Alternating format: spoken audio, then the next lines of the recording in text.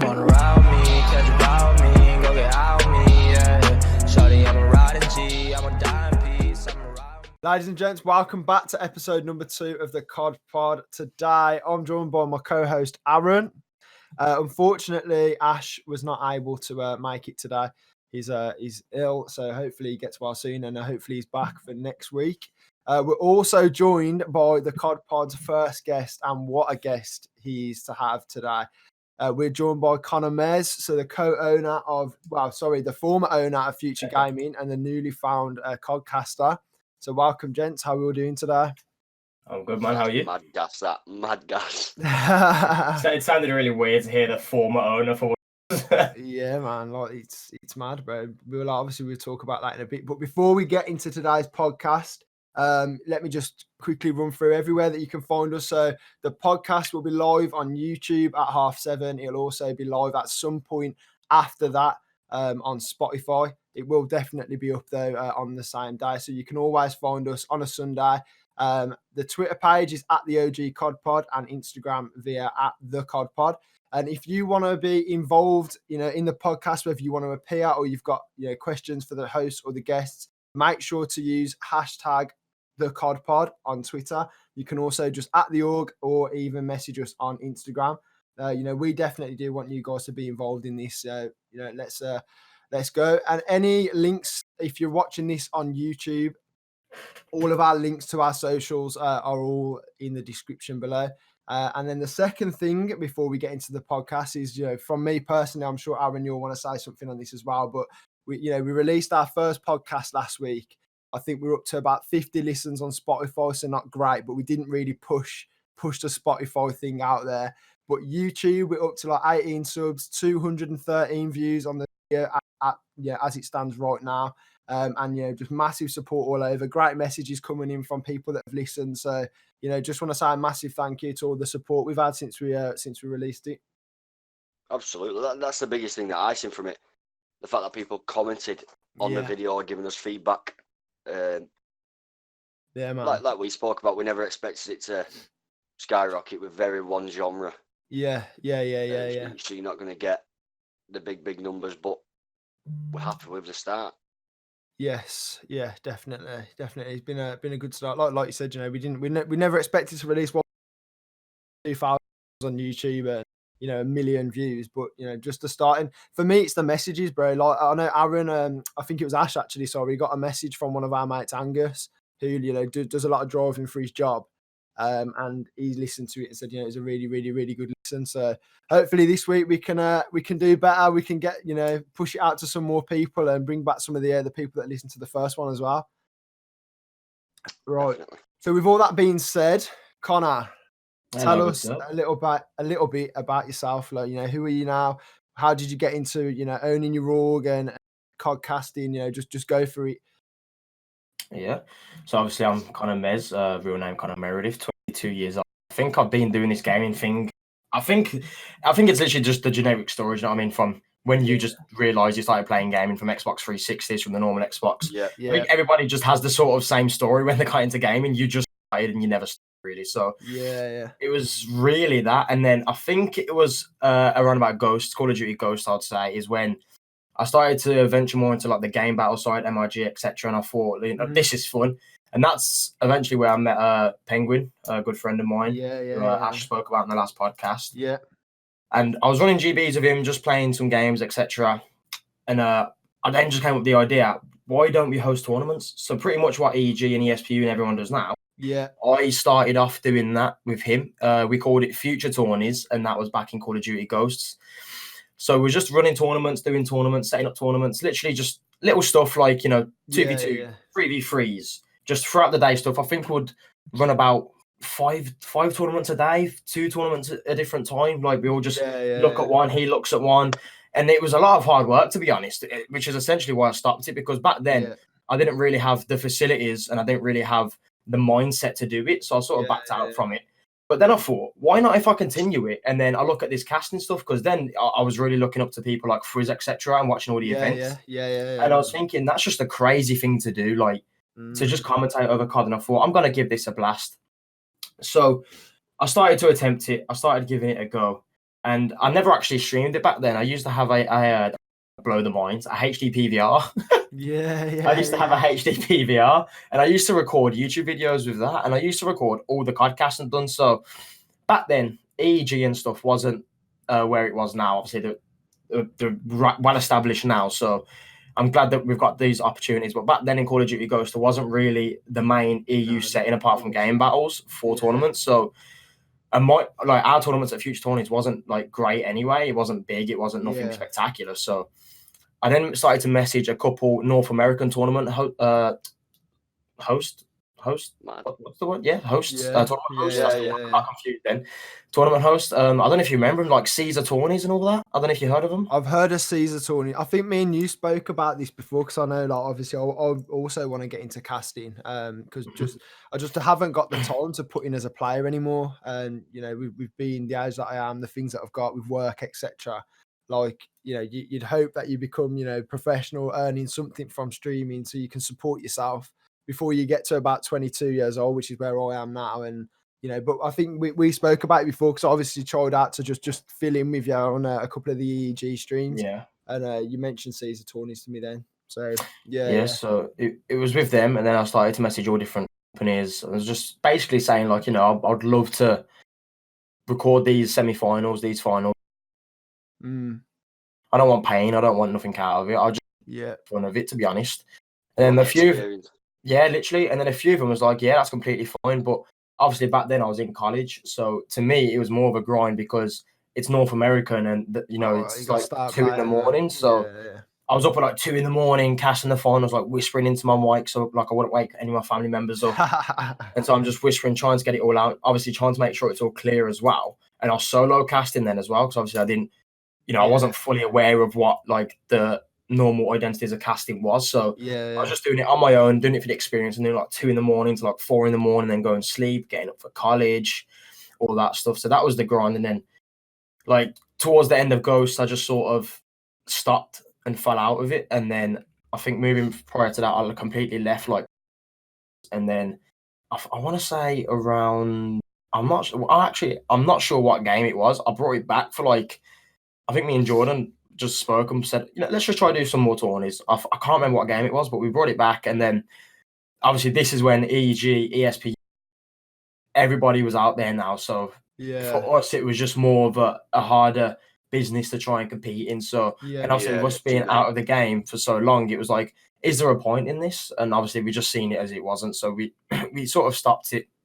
And then we just both spoke and was like, but we're not done with it. Do you know what I mean? Like we wasn't done with what we love to do. And then obviously we came around with, you know what, let's just have an esports organisation, Future Gaming. Okay. That's nice. Do you not think, so going back to your Future tourneys that you used to do, do you not think if you did them in the off season, so when this game ends, because the amateur Call of Duty scene seems to follow the same schedule as the COD pros. We spoke about this in the last podcast. Like, When it hits champs and champs is done, everyone seems to finish. Yeah. Yet there's still people wanting to play. Like I think EEG, ESPU, Val, all the ones that you've mentioned, they also stop as well. They stop putting tourneys out. Do you not think you could bring your Future tourneys back at that point? No, they don't stop. EG and Val had a I was gonna say they had one more season after champs because I remember for some reason. Oh, he's cut out. I think is he there? Oh, can you hear me? Yeah. You just cut out for a bit. Yeah, you're back. That's what I would say. Yeah, when we had those last two sort of seasons on, it was Val and EG, and I remember because we had Vision and Co on our youth team, and we've had them like throughout all the Black Ops 4. We had a great relationship with them. And Vision messaged me. He was like, "Yo, can you sign up to this?" And I was like, "Are you okay?" I was like, "What? Why do you want to play this game still? Like, are you being serious?" He's like, "Yeah, can you put us in?" I said, "I can do, but like, are you sure you want to play it?" He was like, "Yeah, we'll play it." And it should, like you said, it's just bizarre because a lot of people give up, but there's actually some people out there that will still play. But I think to bring it back for the off season, I still think it's just not worth it.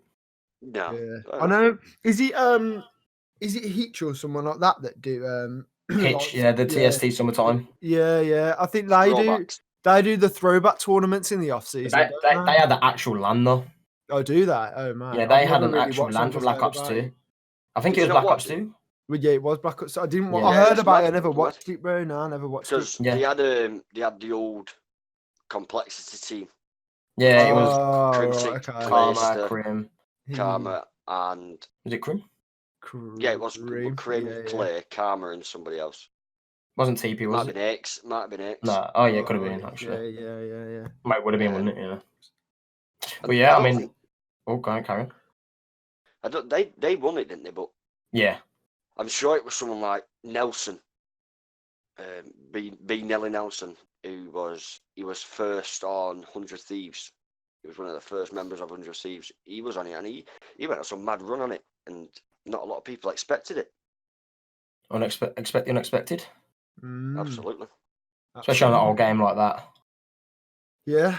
Right. Wow. I'm just sitting here looking at the plan that we had for the podcast. And I mean, just based off everything you've just said, we've pretty much just covered half of the damn podcast. I mean, there's more in-depth stuff I've got. Yeah, I mean, wow. Absolutely. Yeah, I mean, hopefully, some of the questions that we've got for you coming up, that'll be a bit more that we can sort of discuss and whatever. But I think for me, this was one that I chucked in there, obviously, with me wanting to go down the route of casting now. Yeah. Before an event, so whether it be, the online seasons, the semi-pro tournaments that sometimes get casted from EG, etc. Do you, as a caster, or the guys that sit with you that do the analysis and that, do you do any sort of prep or revision or anything like that for the event, or do you just sort of turn up on the day and then you just sort of speak about just the event stuff, or how do you, or is it just stuff off the top of your head that you remember about the teams or the orgs or the players before, like when you're chatting? Yeah, so when I first got into casting, I didn't prep one bit. I think towards like the end of Black Ops 4, I started to prep. I think it was really after EG Mortal 2.0, I started to prep because I owe a lot of thanks to George and Brody Infinity and Buffers here, because they do a lot of prep, and Infinity as well. Infinity does a lot of prep. So luckily for that, he's cool with us using his material and using his notes and stuff. So thankfully for him, we did have notes. But personally, to me, it took like halfway for Black Ops 4 that I started to realize, I have to make notes, etc. Like I have to start seeing who's on what team, who the roster changes are, etc. Because it's just more beneficial for the stream, for the caster, and all around really, just so all the background information is covered and there. So I'd say now. Floor, doesn't it? Like, yeah, exactly that. Because then, say if one person don't remember and the other caster does, and he brings up, he used to play for example, he used to play on Blacklaw, now he's playing for FTW Esports. You get confused, so you're like, did he? And then obviously that cast has all the notes, you don't. It's like, now I do prep, and it's best to prep going into a LAN event or an online season. Right. Do you know Malta? When you first went to Malta, am I right in saying you was only going as the owner of Future?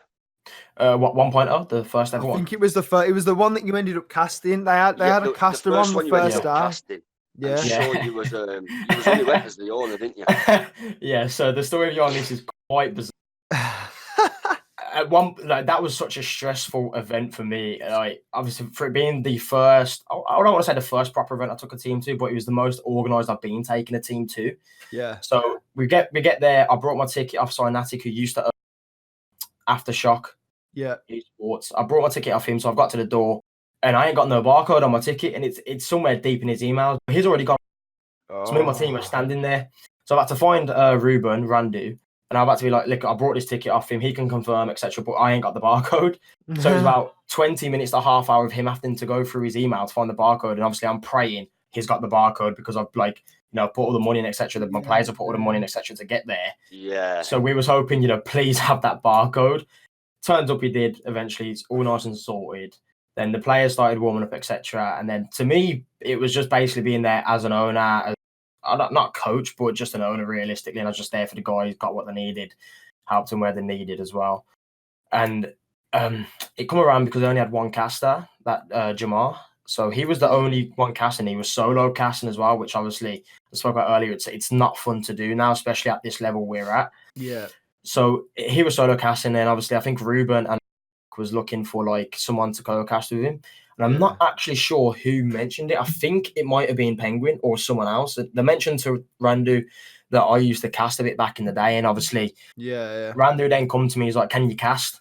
And I was like, well, "I've not casted this game, but like I got the basic like formalities of how I know how to cast. Yeah, like I know the game. I played a lot of PPs, I know call outs and everything. So I can't imagine it would be that terrible." It was like, "Do you want to cast?" Yeah. And I was like, Mad. I was in two minds because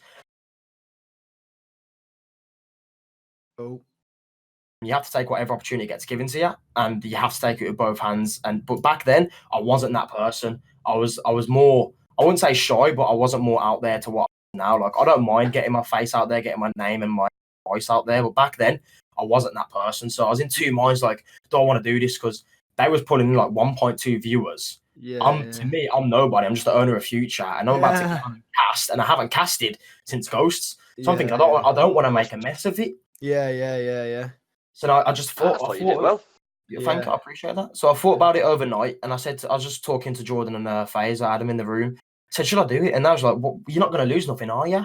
If you get roasted, you get roasted. What does it matter?" I said, "Yeah, fair point." So it's like, I'm gonna just go for it. So I hit Randy up. I said, "You know what? Yeah, I'll cast a few matches." But so I jumped in the casting the next day, and like the support that I got was amazing, because back then I was just known as a Future owner. So I was seeing people like Moxie, Cryossi, like my Fortnite players, Alfie and Leo in the chat going, "Whoa, is that Connor? Is that Connor casting?" And I was like, it's to me that there was just a lot like heartfelt to see, because I'm in my mind thinking, I'm going to do a terrible job. This is going to go downhill. And obviously I'm getting support, like, which I never thought I'd even see, even though it was little messages like, "Oh, is that kind of casting?" Like, "Good job." Like, it's just the little stuff that go a long way. Like when someone compliments your casting, it's possibly one of the best feelings in the world, because we're not a card player, we're not players. Like someone can't turn around and say nice clutch, or nice 1v2 you done back then, or nice 50 bomb you drop, because that's just sort of a formality in some game modes where you do that, and some maps that you do for certain players. But casting, it's like you can't say the wrong thing essentially without getting burnt for it. So you have to be careful in what you're saying. You have to be prepared in what you're saying. So to see like the messages that I received back, it was just heartfelt to see. And obviously, going towards the end of that, it comes to Championship Sunday, and my throat was killing, because obviously I've been rooting for my team all week. I know there's a few clips out there of me on main stage shouting at the other teams.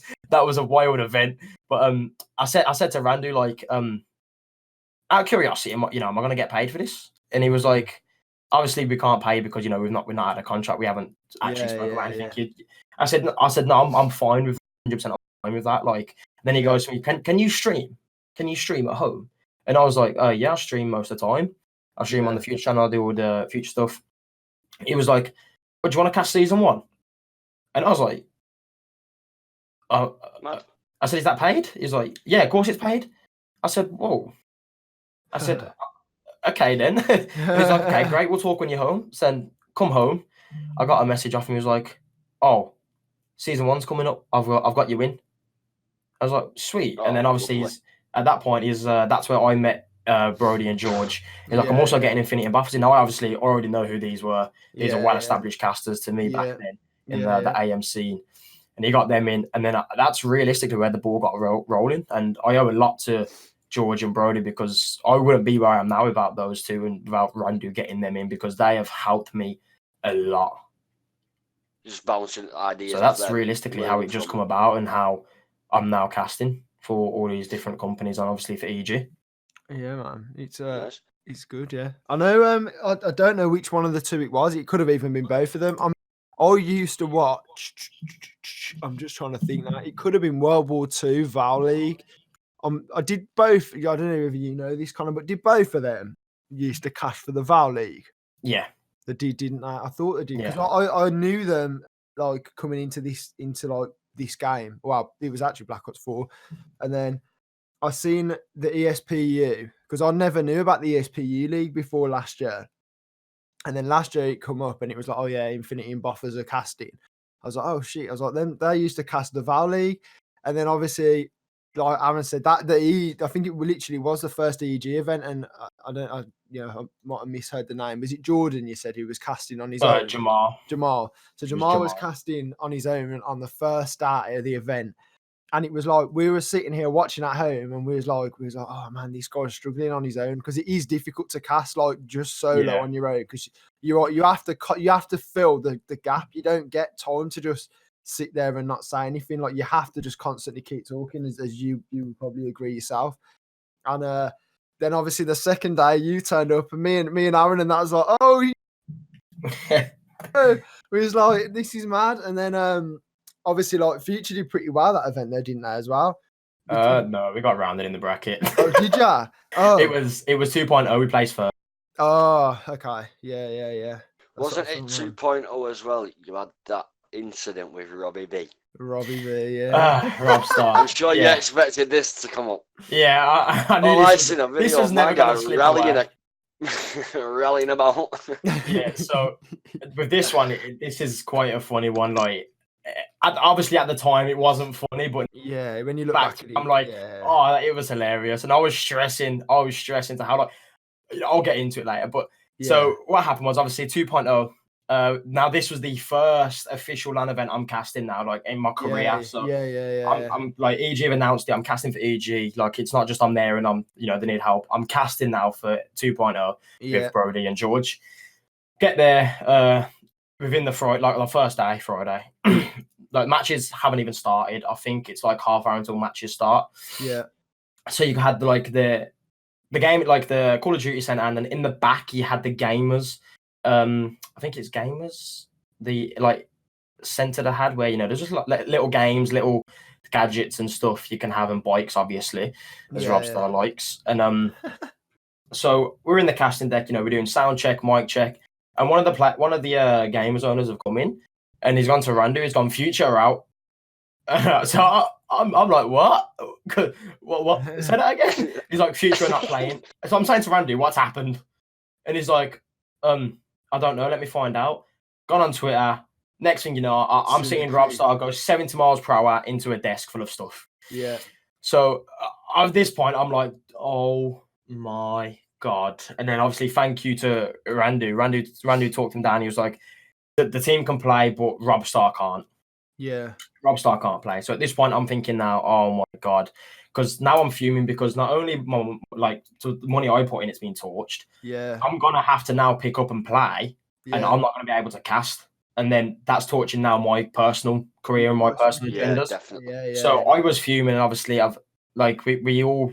obviously sat down, we had a little talk, and obviously gamers, thankfully to them and thankfully to Ruben, they said he can play, but all that has to happen is he has to delete the video of him crashing. Yeah. And obviously I said that can happen. And obviously I put a little message. Randy wanted me to put a little message out personally saying it wasn't nothing to do with EG, it wasn't nothing to do, like, the game was Call of Duty Center. It was the convention center in the back where this happened. Yeah. So I made that little video, and that got put out. And then obviously Robstar was allowed to play, but I gave him an earful.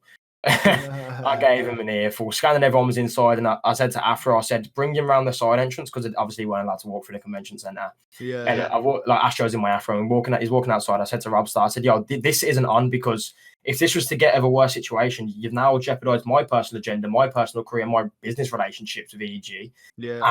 And you've now costed me money. And Afro was there just like with his head down, just looking, and Robstar was like, oh no, I'm sorry. And it's like, at the end of the day, he made a mistake.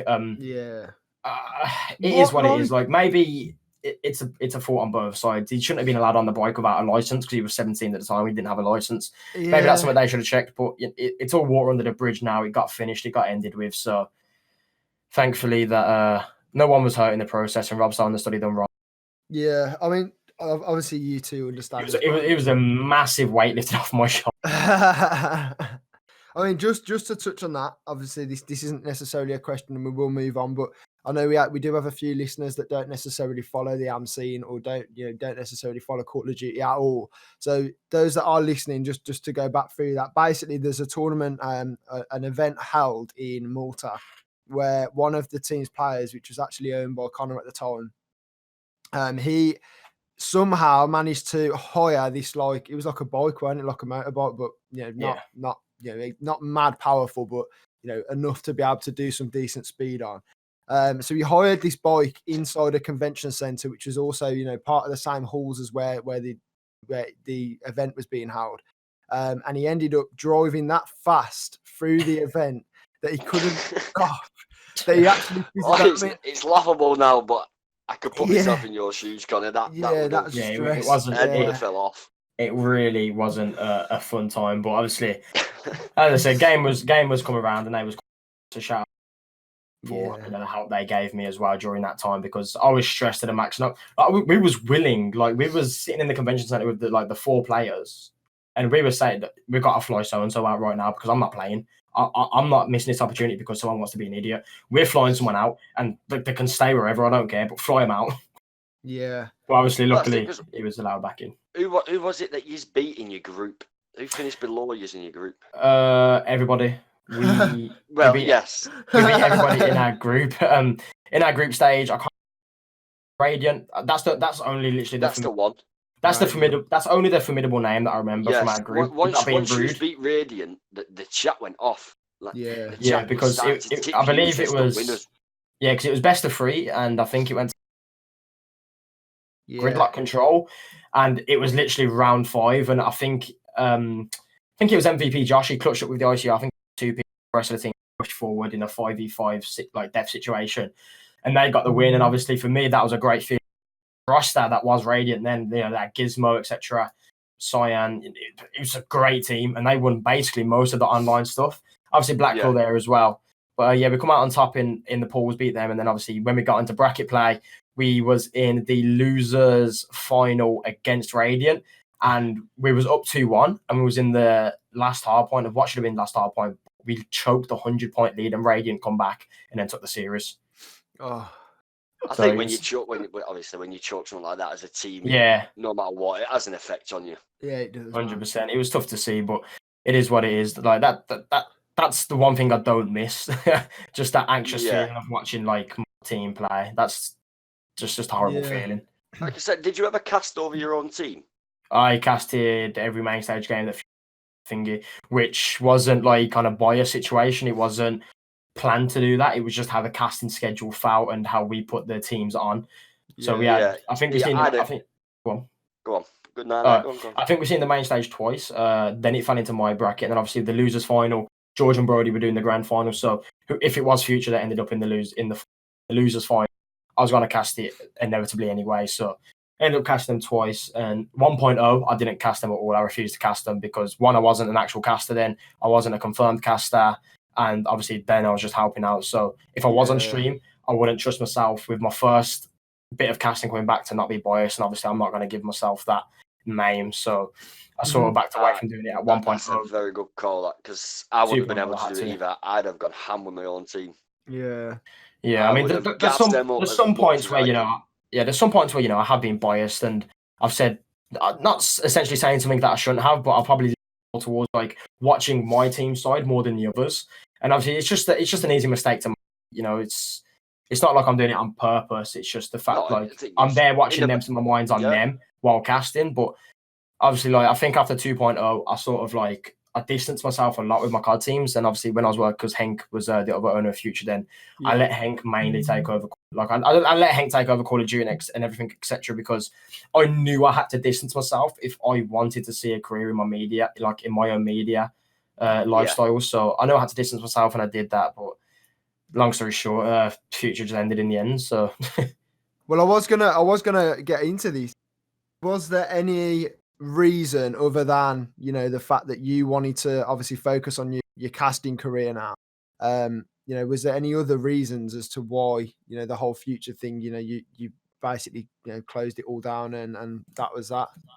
Yeah. So, basically why I ended Future. Yeah, basically, yeah.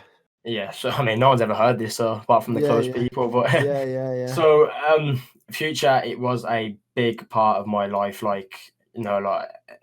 It's easy to say, like, you get attached to something which you own, which is very understandable.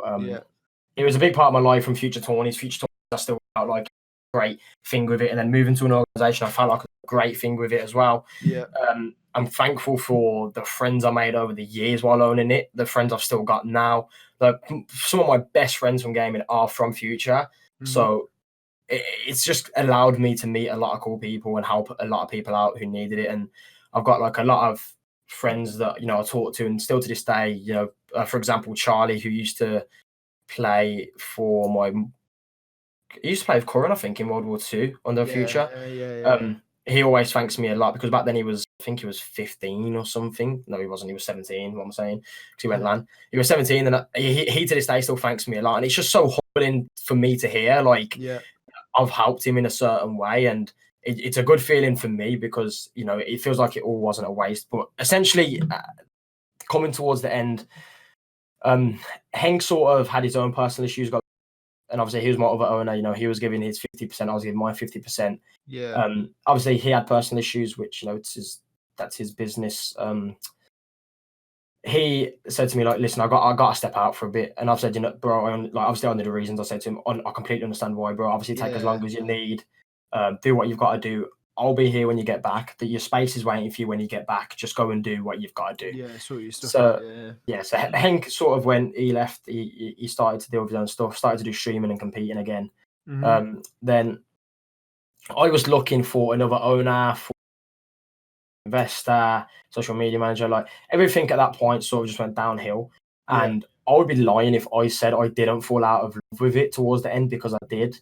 I think about 2 months before Henk left, we didn't really get a lot done. We didn't do a lot. I sort of fell out of love with it, and Henk was always, bro, like, you need to make a decision. Like, you need to leave. This is what you want. If you want to go in casting and media full time, you need to leave, bro. You have to make a decision. And I was always like, I was so against the idea. I was like, but I don't want to narrow myself down to one thing. So I was always like, no. The future, I'm going to do this. You believe you could operate both? Yeah, and I still believe I can. I still believe I could. It's just about diverting your time at the end of the day. And I think that I just fell out of love with it because casting and opportunities that were coming up and I was seeing and getting. I sort of put all into that, and I was focusing mainly on that. And I was just sort of let Future slip. Obviously, the off season as well was proper tough because we didn't have no other game apart from COD back then. We had no Fortnite eSport roster, no Gears, no FIFA. We had a FIFA, but obviously FIFA 20 just come out as well. So I was waiting for that. And towards the end, it was just like, Henk went, I couldn't find another investor, couldn't find another owner to help me out with. I found people, but I just didn't think that was, suitable to help me with what I wanted to do, which is nothing against them. So if you are listening, you are one of the people that contacted me. It's nothing against you. It's just, obviously, people are setting their own ways of how they run their stuff and, how they operate. And I was just setting my ways. So I think it just come to the point where I seen Radiant end. And at that point, I got like close to Nathan, and I've been playing like a lot of League of Legends.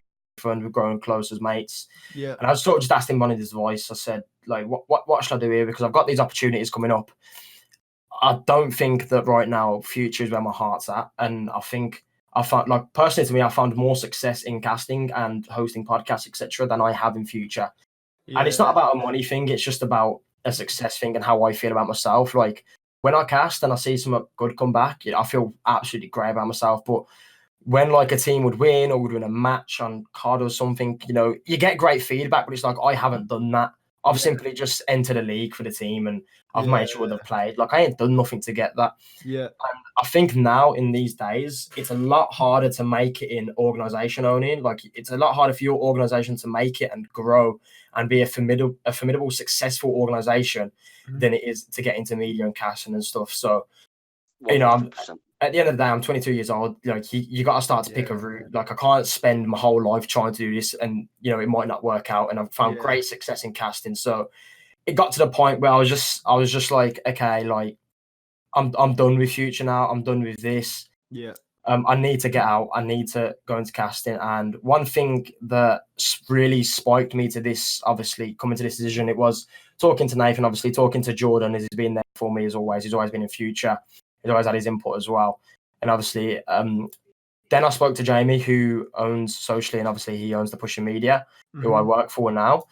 And he messaged me, about being the host. I said, yeah, that's awesome. I'd love to do that. And then he literally hit me with the thing, well, is it going to be an issue? Because obviously, you own Future. Is that going to be a conflict of interest? Are you going to be fine with that? And it was at that point, I'm thinking now, if that's how he's thinking, and me and Jamie now, we're good friends, we get on, etc. So if that's how he was thinking at the time, I'm thinking, how many opportunities am I missing out on because people are thinking he owns Future, so he can't do this, he can't do that for us, and they just won't announce it or say anything to me. Obviously, Jamie did, and that's where I've sort of spiked the idea of, like, there's people out there that are probably looking at me, that could be looking at, they maybe not, there might be, who knows, but I'd rather take the chance of the fact that, they might be looking at me and they're not just going to say anything because I own Future. And to some people, Yeah. it's a massive, like, you know, it is a massive conflict of interest. Like, as an Yeah. organisation owning is like, I would never allow a Yeah. I think his mic's cut out again. etc. might have just seen it the same way. So I think that really got me to the point where, you know, like I fell out of love with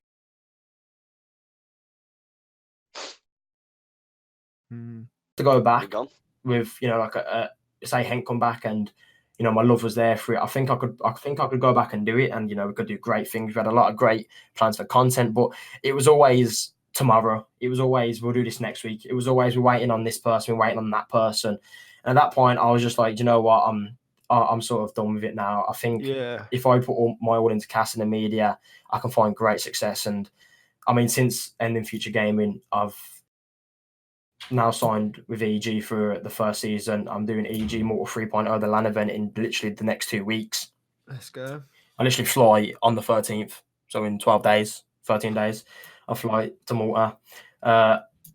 Who else can I talk about? Pushing Media, obviously. And there are 2 behind closed doors that haven't been announced yet that I've also signed for casting. So I think since leaving Future, and I've really put myself out there, and I've really shot my shot with these organisations, these hosting organisations, I've really found great success, and I think I did make the right decision. Yeah. I would have to agree with you. Yeah. Yeah, it's always going to be a part of me and who I am. Yeah. And I'm never, ever going to forget the time I had there, the time that I did, and what I did there as well. It will always be me, always be a part of me, and I'm never going to get rid of it. If anything, I will change it into a second business, something to do with media and something to do with myself, probably. But until now, it will remain as Future Gaming. But I think it was time for me to close the door on it and to move on with my own personal career, because, as I said, I'm 22. I'm not getting any younger, and I got to start thinking about my future. And I think this is where my future's at. And I'm more in love with casting and what I do now than I was with owning. Like, just sitting down and interviewing someone on a Monday and getting to know them. Like the Caramel Gamer the other night, I've never spoken to him before, but I interviewed him and I learned so much about him and how great of a person he is. And it was just so fantastic to me to do that and to bring that sort of content to people, as well as it obviously being a job. But it was just great to watch, great to interview, and great to listen and to see. And obviously casting as well, like just these moments of, you know, the 1v2 clutch, and you get to cast over that, you get to go absolutely mad. Like, it's just a sort of feeling like that where you can't compare it. And I think that's really what spiked my idea. I've just got to sort of give it behind and put my all into casting. And that's really where I'm at. And that's sort of why I drove it to that decision. And yeah, like, I'm thankful for my time that I had with it, but it's done. I can completely, you know, back everything you just said. You know, personally, from my point of view, and you know, I can kind of relate to your decision. Is, for me, like, I started YouTube probably 2-3 years ago properly, and then streaming I started about a year ago. And for me, like, the YouTube thing, it was like you'd post a video up, it sits there on the internet forever, and you never have to sort of touch it again. Obviously, you reply to comments and whatever, but with streaming, even if you only get like that one person join and they chat to you for 5 minutes or, you know, a couple of minutes, like, them coming in and chatting to you, I felt more reward from that than I do from, you know, getting 50 views on a YouTube video. It was like, so as of like October last year, I was kind of like, you know what, like, I'm just going to put all my effort into streaming, producing content, like doing things like this podcast right now, than just, you know, pumping like mindless content out onto YouTube. So, you know, from I can kind of relate to your decision as to, you know, the whole future thing with, like you said, you know, all you really did was sort of put forward a team to a tournament, and then they get the credit, and you're kind of sitting there like, oh yeah, that's my all, but you kind of just sit there even though you own it all. Whereas, like, with the casting thing, like you said, you know, even if one person just puts in the chat, you know, Connor Mez is a beast at casting, your week, your year is done. Do you know what I mean? Like, you're so much happier about that. It's a great feeling. It wasn't so much of like the recognition that I was bothered about with Future. Like, obviously, when you win the league, you know, etc. would tweet out Future Game and you've won. So, but obviously, to me, it's not my success; it's the team's success. It's just I've just put them under me and put them in a tournament. So it wasn't anything to do with, like, you know, I'm hating that I'm not getting success, because it isn't that. I'm happy that those players have found success. Like, I'm happy the players are where they are now, like Vision, etc. Kaiser, like, great people I've had under my organ that have played for me. And, you I've got a great friendship with them, and I'm always going to be thankful for that. And I'm glad that they are now achieving the heights they're achieving, and I'm glad that they've achieved what they achieved with me as well. But it's time for that sort of time and era for me to just sort of end, which is why even to this day, like when organization owners still come to me, like ask for a little bit of advice, like I just say, like, listen, it is what it's your org, and it like I think there's a few orgs out there right now that can make it, a few that can't, and I don't know, it is what it is. I think organisation owning for me, it's very, very, very hard to get into, and unless you're already established, so like Buzzkill, Social, etc. Unless you're already established and you're like known, it's going to be very, very hard to sort of make it. And I think for me, it was just sort of that moment where I think it's too hard. It's not too hard of a task. I think it's just and too hard to get out there. So I don't know. It's very limited on how far you can climb. Well, yeah, exactly. And obviously with Henk and everyone just focus on casting, etc. It just spoke out to me. And then when Jamie said socially, he said, "There's going to be a common interest. Are you sure it's going to be fine that you do this?" That was the moment where I knew, okay, I've got to leave Future, and I've just got to chase this sort of dream now of being a caster, an analyst, podcast owner, a show host, etc. Like, I think it was just time to sort of follow that dream and give Future up, and that's essentially why the decision was made. It was, I actually wouldn't say it was, to be honest, which is quite weird to think, because now I think back to it, I think like there's certain moments I miss, right? Like there's the moments I miss where, you wake up, you've got about 20 DMs. They're the moments I don't miss because that was just the ball ache of, that was just the ball ache of the business. But then now I wake up, I've got so much free time. Like I've not got to worry about, replying to this, this roster changed, that my content team needs these graphics, that my graphics designer isn't doing his job, or that, I need these graphics off him tonight. It's just so much of a relax, and it's so much of like free time now where I can put into everything else and I can work on stuff, which is fantastic. So in terms of missing it, and I'm missing it, that's the stuff I don't miss. But obviously I miss the little things, like getting that sort of great feedback, like you're doing a great job with Future, or, when a team wins something huge and, you get that sort of like, oh, well done Future Gaming, etc. Like those are the little things I miss, but it wasn't a hard decision to make for me at all. I think it was time. In my own mind, I knew that media and the casting is where my heart and love is at. And I think Future, I just fell out of love with it. So it was more to the point where it wasn't a hard decision. It was just the tough one to make. Yeah. Right. Well, while we're on the topic of, owning all that sort of stuff. And now you are a member of the free world. We can talk about some very controversial topics. So shall we say? So I will explain the situation, and then we can get to discussing. So situation goes. I am going to try to stay away from specific names, but however, the org is going to get mentioned many times. So there has been a player, an actual physical Call of Duty player that plays for Are on Top, aka Recognised Talent. So we've obviously kind of mentioned Malta is, the weekend of the 13th. So that is just over or just under 2 weeks away, should I say. So with that happening, one of their Call of Duty team, was caught on Twitter being racist. And I mean, it's not like, there's a couple of people there, they're all having a laugh and a joke about it. So, I mean, it's not, not obviously we're not mentioning names and that, but this one player is the one that said it. He's streaming, obviously he's part of Recognised Talent. And the words that he said were actually towards another streamer under the same team. Now, that streamer has gone to the org and said, look, something's got to be done here. How can you let one of your players get away with being racist on stream, especially when it's towards another one of your team members, essentially. And Recognised Talent turned around, and basically all they have done is asked the player that was caught being racist on Twitter to sort of put out a public tweet and basically apologise to this streamer for being racist, towards him. But I actually don't think that tweet has ever happened. I think the org has tweeted out, their apologies, said that they're going to be looking into it. But the players involved, I don't think anything's happened. Now, my view on the situation, if I owned an org, which obviously I've never done, I've been part of many, but I've never done. If I was racist on Twitter, I think I would expect to be dropped. Or if I was racist on Twitch, part of the org that I'm part of now, Amorphous DE. If I was racist on Twitter and someone towards someone, I'd expect them to drop me. Like that's my view on it. I think they should drop the player, even though it's 2 weeks till Malta. For me, putting your reputation first it has to be done. Just for the sake of keeping a player. What if their reason behind keeping him was that Malta weeks away, and with Malta being a couple of weeks away, they don't want to swap a player out and have to start screaming and all that sort of stuff over again. But that means taking a player that's now publicly seen on Twitter. He's been racist. He's all this sort of stuff. They're saying, oh well, we don't want to risk losing. If they don't even make it out of bracket now at Malta, they've ruined their reputation and they've kept this player.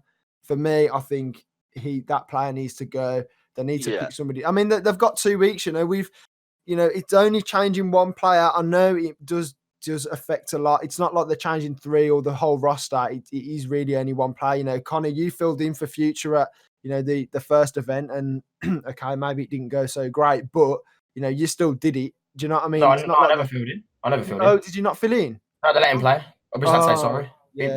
We just had to say sorry. So. Oh, okay. But yeah, teams get fill-ins all the time, especially things like the Val League and all that. You're always allowed to play with a pickup. So teams do it all the time. It's not like it's going to be a massive, massive change. Aaron, your view? My view, I'm going to be very honest. I think the org have messed up. Yeah. Really bad. I do not believe they should be keeping that player at all. No. Not even just dropping him from Malta. I think he should be dropped altogether. Yeah. Yeah. For me, you cannot be racist on stream, be caught out, not apologise. Yeah.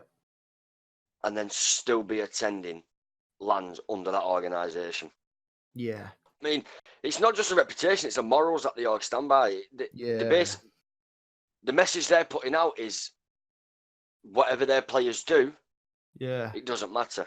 Yes, I know the org have come out and said their apologies and tried to sort it out, but they have asked, like, one of the people commenting on the internet Twitter beef that happened was Axis, and he said that the org have asked the player to apologise. The player hasn't. What else can the org can't do no more? The org can do some more, like stripping him, and packing his bags and see you later. It doesn't matter. The 2 weeks from Malta. If a situation like that happens, it's not the player that will take the rap in 1 or 2 years' time when their org's falling down the pan. Yeah, it's not. I don't agree with the racism stuff anyway, but I just feel like they had, like, Axis and James, they was trying to back the org because the streamer's under it now.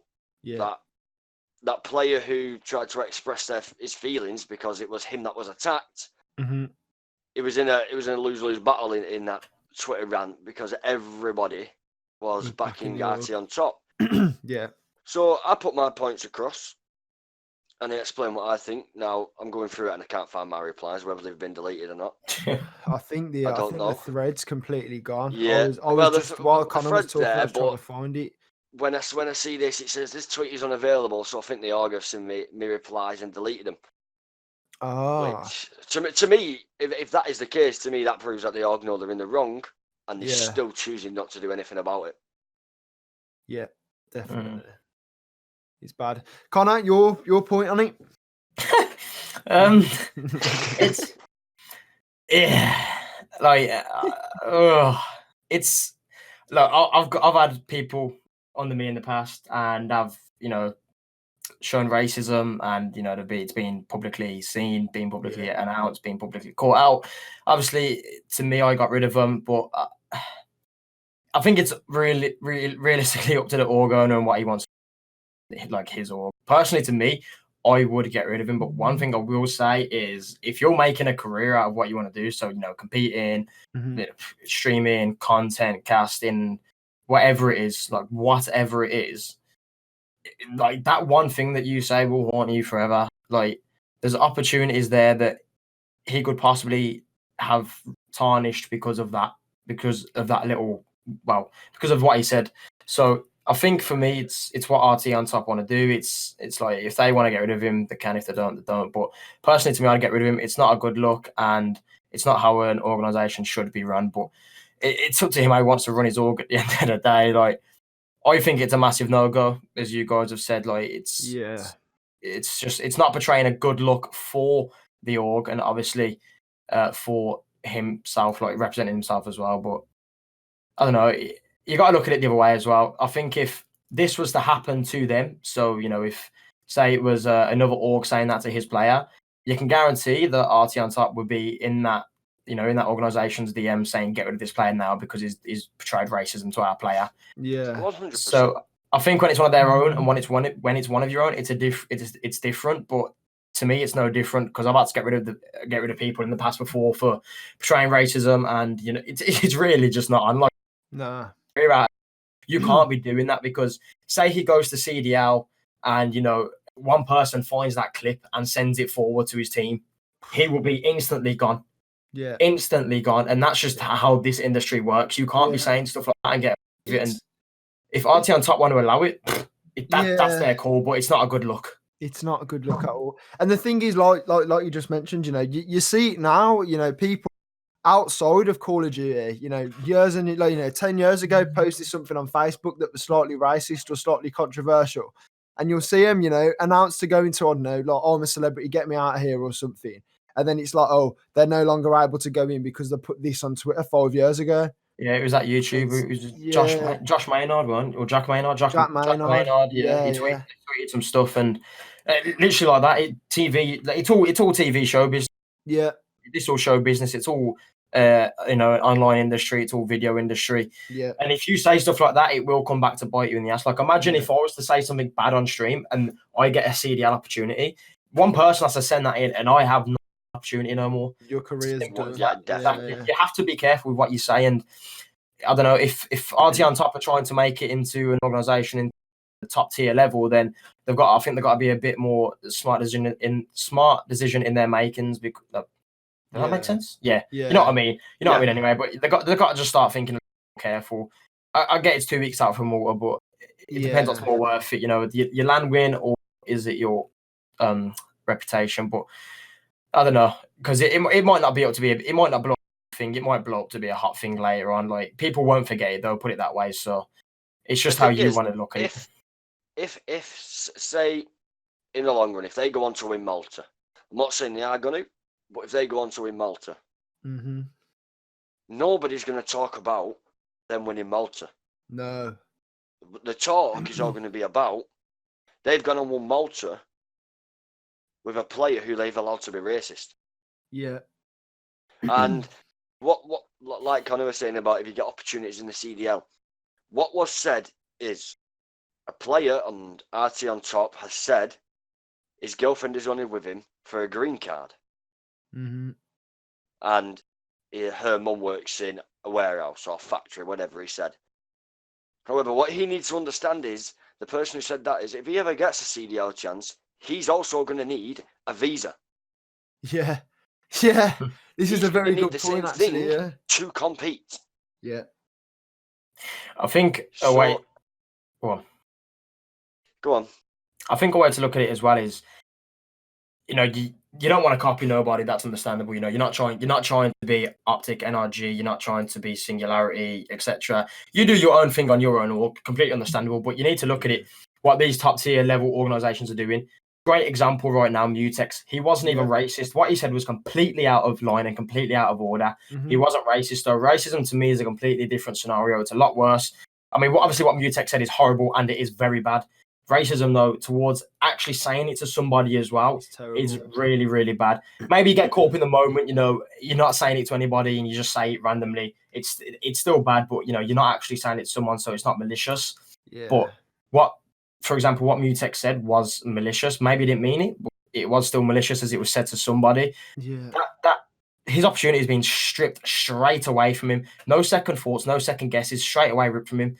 So if you're trying to make it to this top tier level, you have to start thinking, what's the difference? Just because you're a lower org, that you're not going to get the bad reputation from it, because you will. It will still come around to haunt you eventually. You can be Arty can grow to 105k and get verified. Someone has to bring that up, and it's still going to be an embarrassing look on them. Yeah, 100%.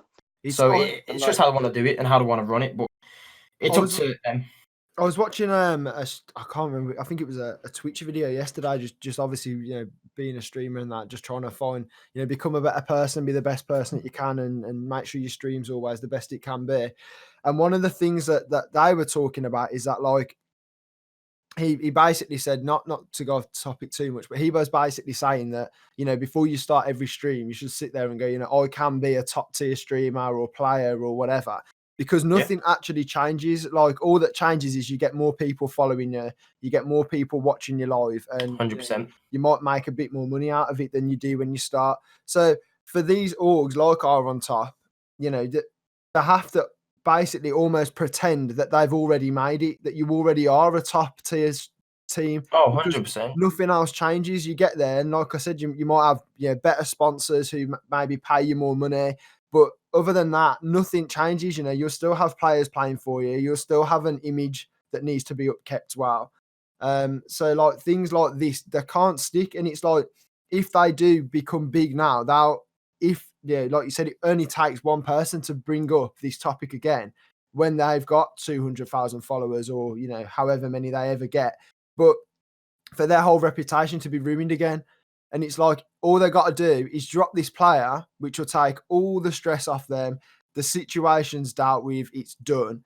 Obviously, then that's it. Then if they then get to 200,000, their reputation's still good, because they will be known for the people that don't allow racism and that kind of stuff within their org. Yeah, like I said as well, it can blow up and it might not blow up. Like nobody might not know about, nobody not remember this in a week. Yeah. Some people will, some people won't. It depends how people want to view it. But like I said, like, it's up to them at the end of the day. Obviously, I don't know the other side of the story, but it still doesn't condone, obviously the racism being said. But yeah, there's two sides to every story, and that's perfectly fine. We can all understand that. But what was said, it was a bit. I think it was a bit over the top. But it's, as we said, it's recognised talent. It's what they want to do. If they want to, they want to keep him. It's completely up to them. To me personally, I wouldn't. That would tarnish a look, and it can break a reputation. But it's up to him. So, like you said, we for the viewers listening, we're not here to talk shit about someone else's org or cause them harm or anything. This is simply our own views. Now, we did give the owners of Arty on top the chance to come on and talk about it, and talk about it and give their views and give their opinion and tell us a little bit more about what happened. But unfortunately, he was too busy. Yeah. So we do it without them. Well, forget about being too busy. I think I've just gone through the Twitter feed. We asked him if he wanted to come on and discuss this topic with us, and his response is, drop me a DM, we can discuss funding. Now, as you've all seen, we have 18 subscribers at the moment on YouTube. None of us have investors. Why on earth, Connor, out of the kindness of his own heart, has joined us today to come and talk about his experiences, to come and talk about, his future, where he wants to go within gaming. And, you've got Fames, who basically has got his org is now, being tarnished because of a situation that's, maybe it's gone out of control or whatever.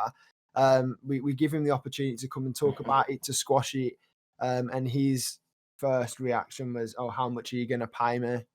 I mean, through my eyes, with the situation that's going on with him, you guys are getting a platform to sort of, get it out there, discuss his side, etc. So, I mean, payment probably not the best idea to try and talk to and take down.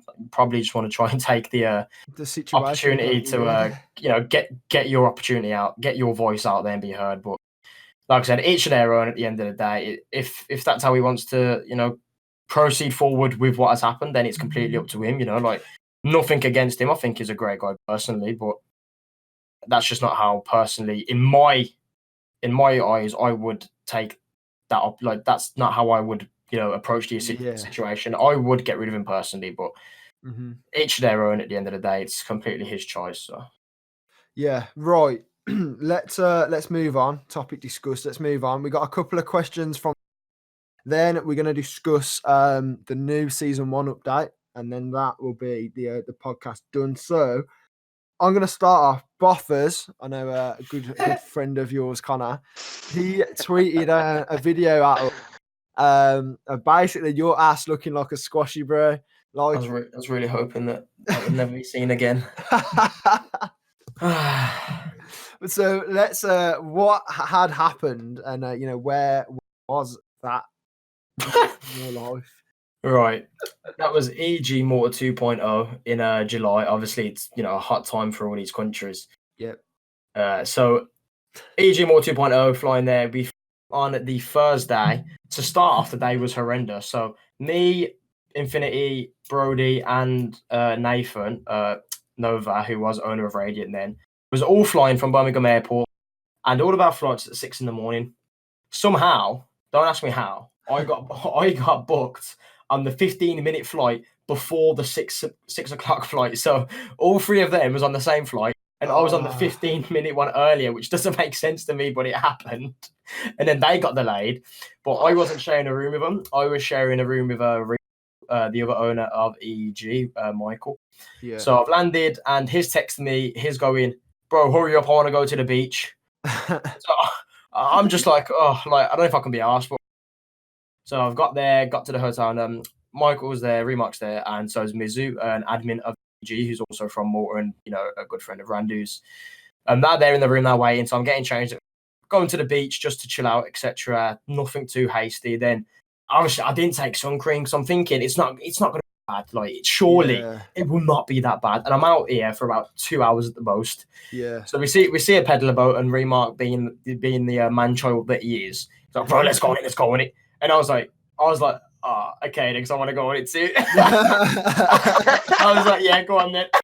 So we got an ice cream and that. We got a few drinks to take on with us, and we got one for, I think it was an hour and a half. Yeah. So I'm thinking, surely I won't be affected. Little Maltese son, never hurt nobody. Then Michael's friends come, and he's going, "Let's get another hour and a half." And I'm thinking, yeah, go on then. I'm still looking white as hell. Like, I'm pretty sure this sun hasn't touched me. Now, one thing about me, I easily get burnt. Easily. So I didn't think this one through. And we do another hour and a half. Got back to the room. I think we got back to the room, had a shower, and then we went to the event to do sound check, mic check. And while getting out of the shower, I looked in the mirror, and there it was. I looked like a drumstick. I looked like a complete squashy, and that's probably been one of the worst sunburns I've had, to the point where throughout the event I was wearing just a vest. Obviously, when casting, I would put a t-shirt on, and straight away I'll take it off. So the whole event, I was in a vest. When casting, I had to bring a t-shirt in my bag, etc. Put it on while I'm casting. Yeah. Couldn't let nobody touch me. It was a really, really bad sunburn, and it's something that I'm not going to the beach this time around. Put it that way. Well, if you do, bro, just that mad, did it? It was painful. I was covering myself in after sun, badly. I think I got through 2 bottles. Oh. Well, that stuff stings as well when you put it on. Man, it's not stings. Good. I was literally at home texting my mom, what the hell do I put on? So I feel like death, bro. I feel like death. I don't want after thing. I want something that will cure it straight away. Oh. And she was just put after sun on, put a lot of it on, and it was stink. I would we'd have to put the fan on, and I would just lay on top of my quilts like a starfish underneath the fan, just trying to cool down.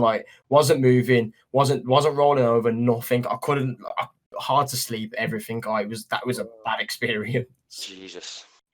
Right. Second question coming in from Kyle B. Do you miss Future? Yes and no. As I said, the little things about when a team would win, you watch a great say you watch your team win a great match, etc. You get that sort of oomph when you got a new announcement coming out. You're stepping into a different esports. You got content coming out. It's a great feeling. The response is a great feeling. But obviously, the stuff I don't miss is obviously the time that you have to put into it. Obviously, the money you have to put into it, and I think just realistically, all around bad things and negative things that happen. So, like I mentioned earlier, one of my streamers before was racist publicly. Yeah, and that's just not a great thing to deal with. It's just not fun, because you have to then sort of explain why this has happened. Yeah. And as much as you are your own person, I am Conor Mez, and he is he. But at the end of the day, he's representing what I am trying to build. So it's not a good look. And people will never go after the player. They will always go after who he's with. So when that situation happened, I was getting DMs after DMs saying, he said this, he's being racist to me. And at that point, I'm saying, okay, I've got to get rid of him. Then he took it to he took it a bit harsh, and it was. Yeah. But that's what it is. That's the stuff. So yes and no at the end of the day. Yeah. Okay. Third and final question from the man himself, the owner of Jamie Ryan Birch. If you could work for any esports-based company, who would it be and what would you like to do? Okay, I got two for this. Obviously, casting CDL. Mainly, I would say CDL London and Paris, because it's just, our that's sort of what we're representing as the UK, that I'm seeing. So, the EU I'm seeing. So, I'd say CDL London. Mm-hmm. And, to have a full-time contract and, working with the CDL and, Call of Duty and casting, etc. But, yeah, CDL London, CDL Paris, etc. And I would love, this is so cliche, but to work with a Hex, just to be just to spend a week with that man and just to see all his content visions and everything come true, because that man is truly a great. And I think just to work with him, I wouldn't even want to do anything. I just want to sit there and watch him, probably just content or something, just do content with him. He's got such a great mind, and I think he offers quite a lot. So honestly, I listen to every single one of Hex's podcasts. I watch I watch the majority of his videos. The guy is possibly the most motivational. Oh yeah, 100%. He's got one of the best minds. Oh my, literally, I listened to a podcast. Yeah, I think he had all the guys on. I don't know if last week or the week before. I don't know if I think it's his most recent eavesdrop. And you sit there and they're just chatting, and you just listen into the things they're talking about, how they got to where they got, where they want to go in the future. And it's straight after that podcast, I recorded 2 YouTube videos and went live on Twitch. I was like, yo, what am I doing, man? I need to be grinding. I'm wasting time sitting here. So yeah, man, that's Hex is, I can agree with that. I would just do anything with that man. Edit his videos for him if I had to. 100%. Those would be the two for me. Obviously, casting would probably come first because that's where my passion and love is at. But yeah. What would you do, Aaron? You got something on? If I could work in an esports-based company, I'd probably have to say Activision and fix this fucking shit, man. This is atrocious. But no, seriously, like I said, it would be probably work with Hex, either Hex or Night Shot. Yeah, I was gonna say. I forgot about that one, but yeah, him as well. Yeah. Well, bro, I'm sure 100 Thieves for a few streamers. I'm sitting here holler me up, man.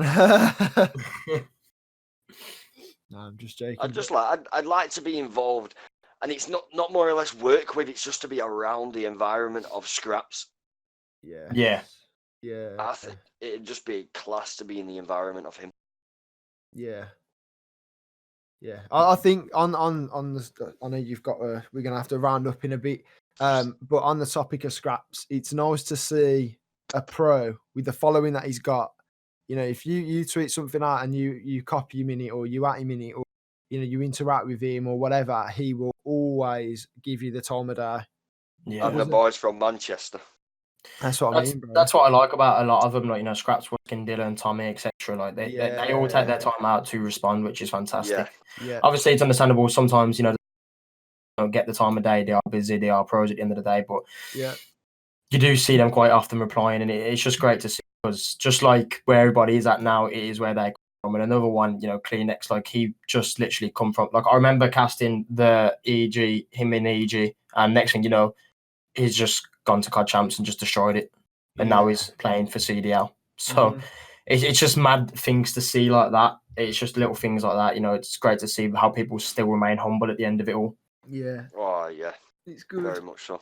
Right, I'm gonna chalk off this next part of content. So in my head, I'm just thinking, we can discuss this next week when the content's actually dropped for season 1.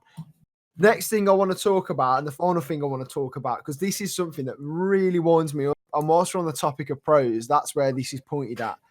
But you know, from being an AM player myself, you know, you get on as much time as you can. And I appreciate that every pro that's out there has had to be an AM player, has gone through the struggle of screaming when they can and teammates not turning up, etc.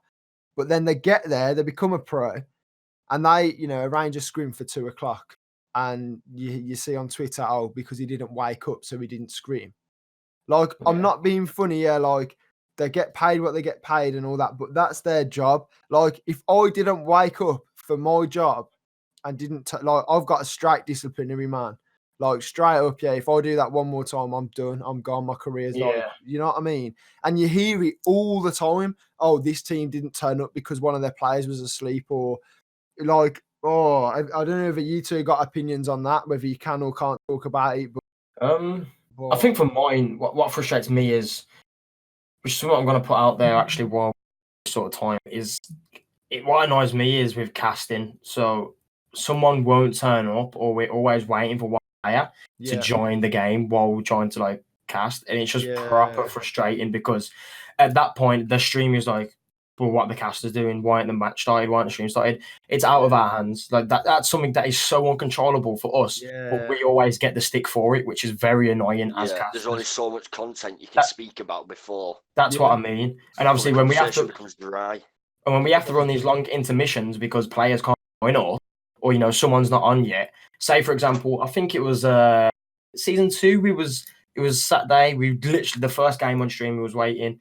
We had to wait like half hour because a player was finishing a football match and coming home. Like, you should be aware, like, have a pickup or something. You should be aware of this. And like the other team was like, yeah, we'll wait. But obviously at this point, the stream started because we wasn't made aware of the situation. So now we're running intermission for half hour. Yeah, like losing viewers, which isn't good for the company we work for, and obviously good for us because that's our time to like put ourselves out there as casters and platform ourselves to, you know, do the best of jobs that we possibly can. When stuff like that happens in a caster's mind as well, it's very bad for us because then we get annoyed and our casting gets chalked. Say, for example, we never cast past 10:00 because it's late, and those matches then go on late, and we've got to respect our families. People go to bed, etc. Yeah. But no, you don't want to be casting that late. Like, yes, it is a job, but it shouldn't have to go on that late. And obviously, for the last 2 seasons, you know, we have stopped the casting past 10:00, and it's just so much better because we're in such a better like mindset and a better frame of mind. And obviously, we've got the rotating cast between me, Chris, George, and Brody. And obviously now with all the new people, they've just got on board EEG. So, you know, Reborn and everybody. We've got a lot of rotation between us. So now I think it's going to get a little bit better. But just I hate waiting for people while we're in a game or while we're trying to load a game up. It's just annoying. It's little things as well. We've got connection issues. We've got to restart the PS4. Somehow that takes 10 minutes. I don't get it. So it's just little things like that, and then it just like it hinders us as casters because we're waiting, we're ready, but we have to wait, and then just that momentum dies down. Especially when say you get out of a brilliant hard point, right, and then you have to wait 10 minutes to get into the search where everybody's in but one person. It's just time chalking. You want to get it done. You want to get as us casters. We want to get the games out of the way so we can chill. Like So it is quite annoying. But when people don't turn up for stuff on, as a pro, it is their job. They should be there. They should be ready. If you've got an EG match, if you've got an ESP match, or whatever, you should know about that and you should be there. Don't half-heart this stuff because this is what you're trying to make as a career. So turn up and be there on time. Punctuation is everything in this industry and what you want to do. So like people just have to stick to it. Yeah. I agree. Right. With that being said, I think we've pretty much covered everything. So that is going to be the podcast for today, guys. So I want to thank you very much to Connor. Yeah, you're welcome, boys. Thank you to Connor. Thank you for bringing me on. It's all right. Best of luck this year with your casting and all that. I appreciate that, buddy. And I hope that you're the two companies that you've got that are behind closed doors. I hope everything goes well with those as well. Appreciate it, buddy. So thank you to all those that have listened this far into the podcast. We do really appreciate all the support we've had. make sure to, if you're listening on YouTube, make sure to hit that like button. If you're new around here on YouTube, make sure to subscribe. If you are listening on Spotify, you can follow the playlist that these all drop into. If you're not, maybe you're listening on Anchor, that's anchor.fm/the Cod Pod. Welcome. Again, we appreciate all the support we get on all the platforms. Make sure to follow us, guys, if you are listening on YouTube, on all of the social medias below. And from all of us here at the Cod Pod, have a very, very lovely day.